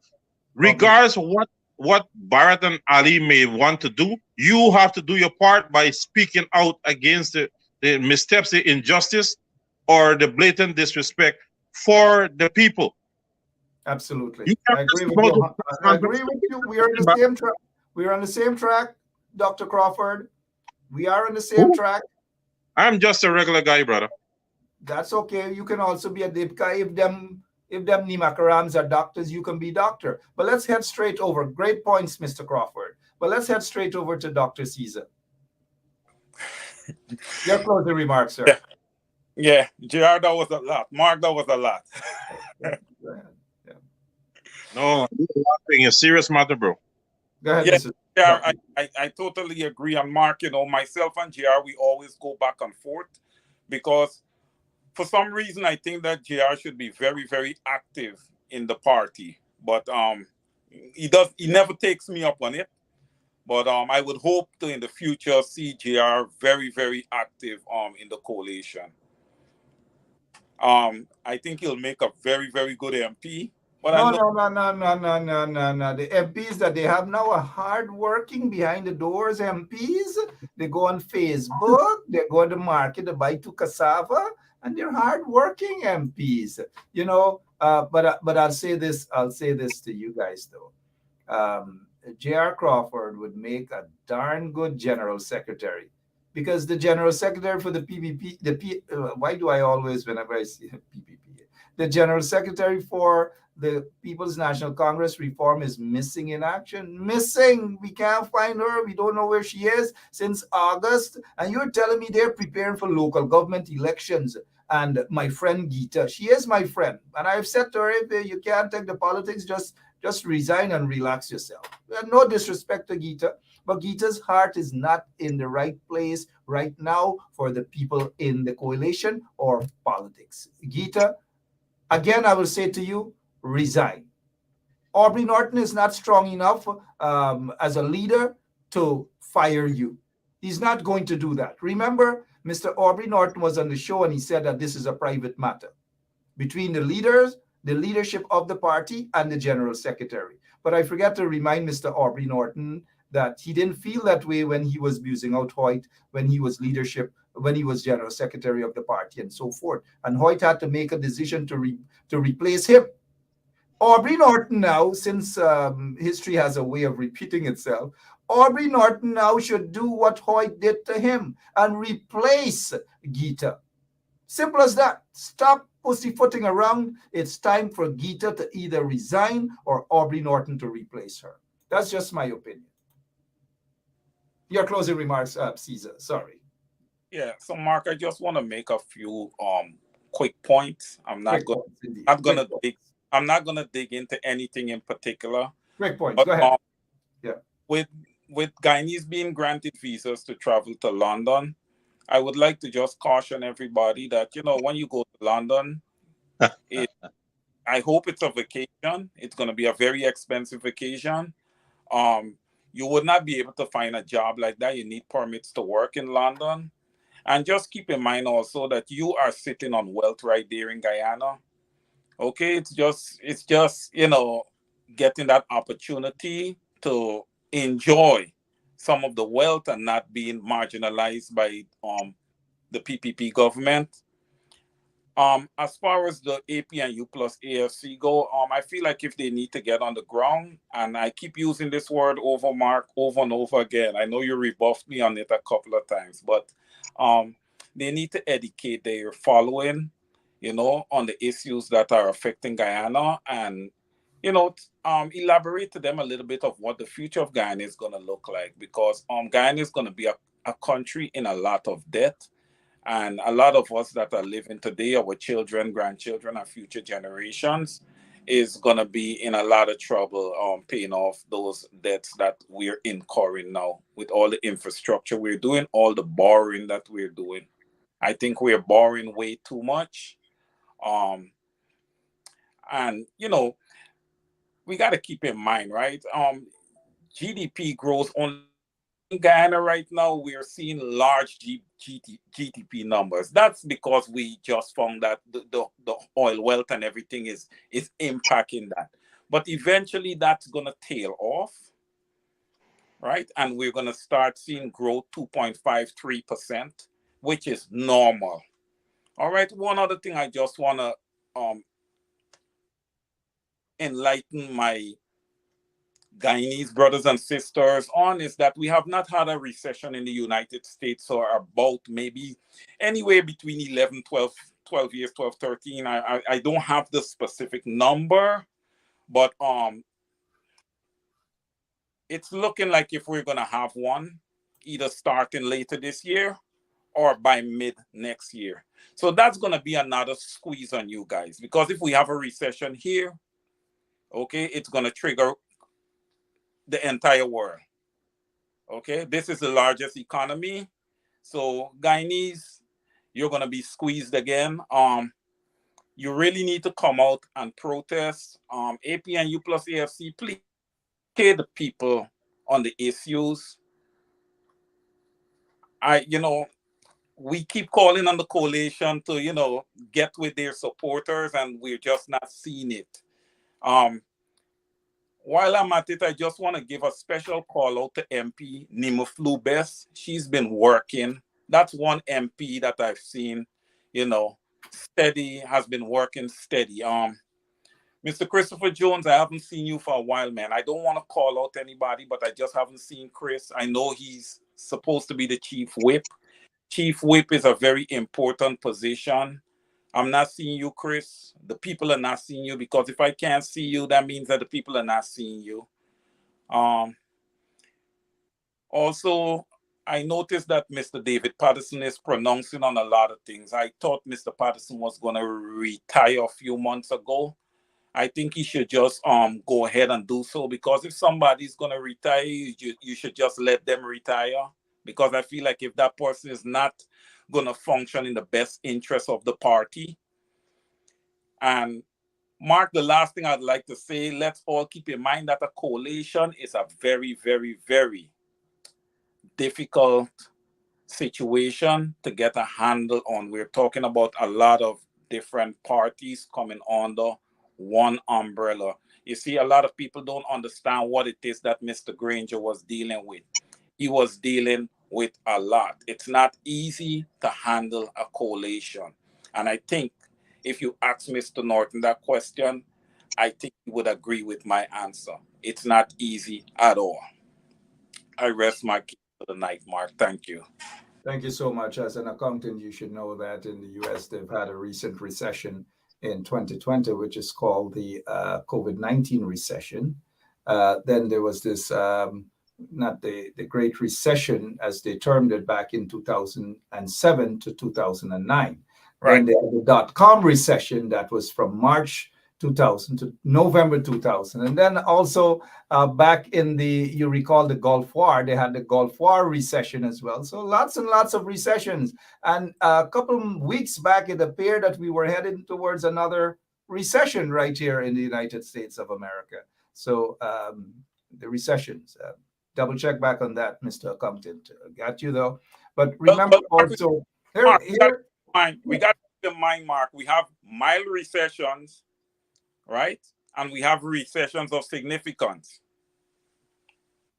well, whenever there's a mild recession or recession of significance, like the Great Depression, depression and recession back in the 1930s and so forth, the people still suffer. Their pockets suffer.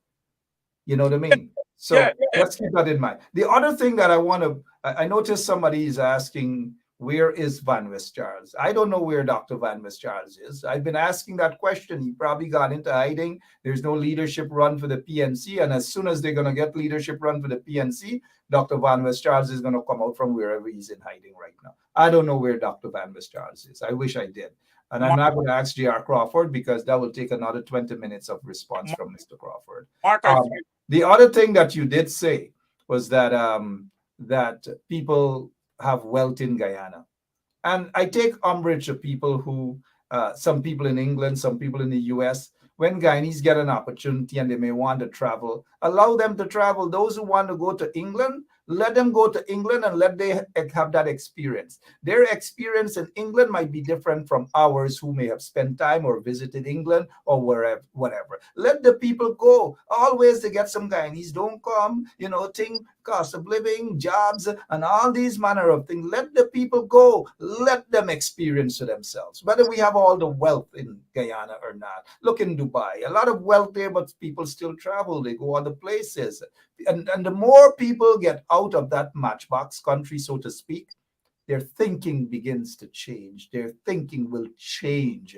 They will get to see things from an outside perspective. And when they go back to Guyana, the things that they encourage or the things that they allow were allowed to happen to them, they become changed individuals. And so allow the people, whether they could afford to go or not, let them find the money and go to England, have the experience. And if they like it, then they will go back. If not, they will stay in Linden. But for now, my name is Mark Benshaw. J.R. Crawford, as always, thank you so much. With the energy tonight, I wish I can bring you guys back tomorrow again. I just said I wish. I'm not saying that I will, but I wish. But thank you so much, J.R. I never knew. I know you told me that your dad is a holder of a PhD since back in the early times, even probably before we were born. Thank you for telling me that. I didn't know that, Dr. Crawford. And Mr. Mark, Wayne Caesar. Yes, Mark, Mr. Crawford. Yes, sir. I'm the only one in the house that doesn't have a doctorate degree. My younger brother also, your buddy, has a doctorate in law too. He's not me, buddy. He's not me, buddy. You're my buddy. He's not me, buddy no more. He's not me, buddy no more. Somebody asked where if you are Ryan Crawford. I wanted to ups them as we say in Guyana. That you and J.R. Crawford better looking than Ryan, or you're going to mistake J.R. for Ryan. Anyways, when you see Ryan, give him my regards. We're still buddy here. We came through the ranks. When he was in law school, we did a lot of hanging out and we drank a couple of beers and so forth. We were buddies indeed. But a little ticklish. Anyways, thank you guys so much. And to our listeners, thank you, JR. Thank you, Mr. Caesar. God bless you guys. Good night. Good night. Later, Crawford. Yeah. All right, J.R. Crawford and Wayne Caesar there. We will be back tomorrow, same place, same time, with some more serious issues right here on 107.1 FM. God bless you all, and God continue to bless that beautiful, beautiful, beautiful country. Before we go, I wonder what the mayor and chicken and these allegations, the mayor and chicken. The mayor has denied that it's his chicken, smuggling chicken. But we'll talk about that tomorrow. We're not hearing anything about this guy and his matter anymore, Azardine Mohammed. What's really going on with this? This matter came to an end, the Fagundes matter. The media seem to have forgotten about it. The police not arresting these guys and questioning them. Nothing seemed to be happening in that country other than apartheid Guyana. It is, right? All right. I'll see you guys tomorrow. Same place, same time. God bless you all. So this is attorney Shellen Washington, owner and founder of the Washington law firm located at 455 Utica Avenue in Brooklyn, New York. We're specialized in medical malpractice, personal injuries, matrimonial law, and landlord and tenant. If you're in need of legal representation, please give us a call today. The number to call is 718-877-3100. Consultation is free at no cost to you, so call us today to see if we can be of any assistance to your legal needs. Again, the phone number to call us is 718-877-3100. You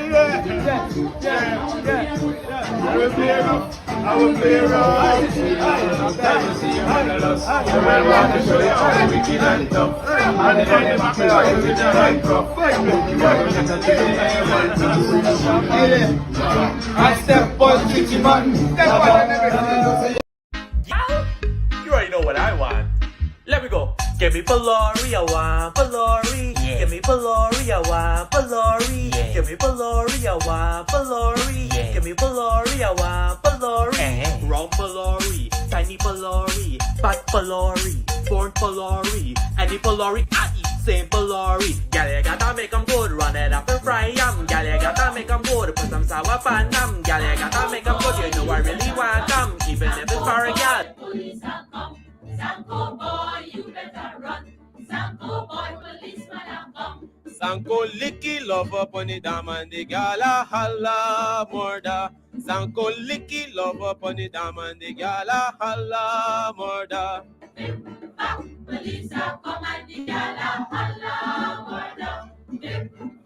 Police have come and the gala holla murder. Sanko kissy love up on the dam and the gala holla murder. Sanko kissy love up on the dam and the gala holla murder. Police have come and the gala holla murder. Police have come and the gala holla murder. Sanko boy, you better run. Sanko boy, police have come. Sanko boy, you better run. Sanko boy, policeman have come. Sanko chasey love up on the dam and the gala holla murder. Sanko chasey love up on the dam and the gala holla murder. Police have come and the gala holla murder. Police have come and the gala holla murder. Sanko catchy love up on the dam and the gala holla murder. Sanko catchy love up on the dam and the gala holla murder. Police have come and the gala holla murder. Police have come and the gala holla murder. Sanko boy, you better run. Sanko boy, police have come. Sanko boy, you better run. Sanko boy, policeman have come. Sanko squeezy love up on the dam and the gala holla murder. Sanko squeezy love up on the dam and the gala holla murder. Police have come and the gala holla murder. Police have come and the gala holla